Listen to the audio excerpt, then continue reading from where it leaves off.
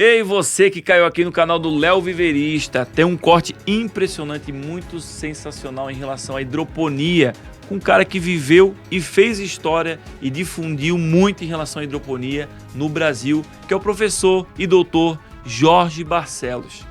Então, esse corte está sensacional, um assunto específico que eu acredito com certeza que vai ajudar você aí no campo, no agronegócio, na sua hidroponia. Então, bora pro corte, aproveita e aplica aí no seu agronegócio. Bora pro corte. O início da hidroponia no Brasil, as primeiras dificuldades, primeiras realizações, que ano que foi isso? Como é que foi esse início dessa questão? O início sempre é difícil, né? Mas começou em São Paulo, ali na região de Campinas, por ali, na década de quase 90, né? 1990, por aí. E São Paulo começou então a surgir uma demanda a partir de um modelo que foi criado por um japonês, ele era do Japão mesmo, e daí despertou interesse, porque a hidroponia quando chega ela chama atenção, né? É diferente, né? Diferente. Então houve uma procura muito grande e final da década de 90, meados da década de 90, 1995, 96, já começou a ter até uns encontros lá em São Paulo, em Campinas, né, em torno do assunto para divulgar melhor, né, e tirar algumas dúvidas também para quem estava iniciando, que estava muito difícil. E eu já estava ligado, já comecei a ir para Campinas para ficar ligado, porque eu sou da área de irrigação. Gostava já de cultivo protegido, que dá mais segurança, né? Eu sou filho de produtor rural, então eu sabia já, tinha um conhecimento das dificuldades quando tu fica dependendo do clima, né? E tanto que eu já me despertou essa segurança na produção de fazer mestrado, depois doutorado na área de irrigação. E hidroponia estava tudo na mesa, assim, né? Então as dificuldades eram grandes e eu comecei em 96 por aí, a decidir, tive um propósito, que era montar uma horta hidropônica dentro da Universidade Federal de Santa Catarina, aqui na ilha de Florianópolis. E aquilo ali deveria servir como meu dia de campo para mim e para os alunos e para a comunidade externa também. E paralelamente eu ia em São Paulo, né?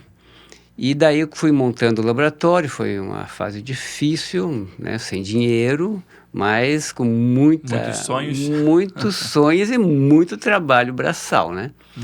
E aí fui montei a estufa, montamos as estruturas de hidroponia. Naquela época não tinha ainda uns tubos ainda próprios, né? E, bom, aí as coisas começaram, pelo menos, a tomar corpo. A gente não tinha internet, não tinha nada. Telefonema era muito muito caro. Mas era baixar a cabeça e trabalhar. E aos poucos eu fui conhecendo também, com essas idas a Campinas, o Dr. Pedro Furlani, que era o cara que... Ele trabalhava no IAC, no Instituto Agronômico de Campinas, e toda aquela demanda que tinha estava sendo direcionada para ele. Ele teve também que se reinventar. E lá era todo dia ele tinha trabalho para fazer a respeito, atender pessoas, tirar dúvidas e aprender também. Então essa interação com o Furlani foi muito boa, assim, porque eu também estava tendo já experiência prática e trocava informações com ele, né? Então, mais ou menos foi isso. Depois do laboratório montado em 1998, aí a horta começou a funcionar. E essa horta, então, tem servido de muitas inspirações, né? É uma chama, né? Acesa, e está funcionando até hoje. Nossa, 98 já vai Quase 30 anos já, quase 30 anos, né? Né? Porque a gente começou em 96, já aprendeu um pouco em 97 e tal, 98 começou a produzir, mas o conhecimento já começou antes, né? E a informação que se tinha Porque, obviamente, a parte de produção agrícola, de hortaliças, também estava se evoluindo muito naquela época, porque ainda era muito precário, tudo muito difícil, pouca informação, pouca tecnologia também. Depois foi se evoluindo meio que junto, acho que acredito nessa época também, né? O cultivo no chão, vamos dizer. Mas como é que foi a parte da adaptação, quem sabe nutrição? Já veio alguma informação de como que teria que ser, ou meio que foi desenvolvido aqui? Foi adaptado com o que tinha no Brasil? Essa parte de nutrição, por exemplo, que é bem diferente, né? Tratando-se de um cultivo no solo e de hidroponia.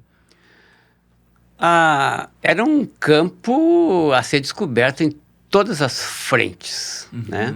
Mas uma coisa nos deu tranquilidade, que o Forlani, quando ele se viu naquela situação, ele pegou uma formulação, conseguiu na Holanda uma formulação já para verduras, e ele fez a partir da formulação deles, olhou os adubos que nós tínhamos no Brasil, que eram usados geralmente não para campos, que são os adubos mais puros, né? Então eram usados mais para fertirrigação, que é aquela irrigação com gotejamento, né? Tradicionalmente feita no campo, na terra, né? Então faz uma análise do solo, vê qual é os nutrientes que teria que colocar, em vez de fazer uma adubação granulada e tal, coloca então na forma como se fosse a hidroponia, né? Na forma de líquida, né? Dissolvidos, né? Via gotejador. Então, acho por isso que é chamada fertirrigação, que hoje estão chamando de fertirrigação também quando faz nos vasos na hidroponia, mas é um termo inadequado, eu penso. E daí, então, com esses adubos, ele simplificou e garantia, não, esse aqui, para verduras, essa formulação aqui já é suficiente. Porque era muito comum, na época, o pessoal dizer, o segredo da hidroponia, mas era mais por medo de desconhecimento, né? O segredo da hidroponia é a fórmula, é a receita dos adubos. O fulano dizia, não, e eu entendi isso rapidamente. Não, a fórmula já está aí, disponível para todos. Ele tinha até um livreto, né, do IAC, que existe até hoje, apresentando a formulação, detalhando, inclusive. Mas eu dizia, o segredo não é a formulação já existe. O segredo, a questão da hidroponia era como fazer, como montar as bancadas, eram coisas simples. Qual é a vazão?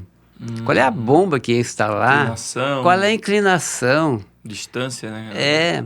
A quantidade de metros ali. Tudo fazia...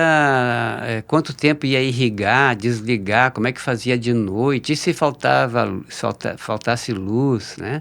Detalhes, quais sementes, quais variedades.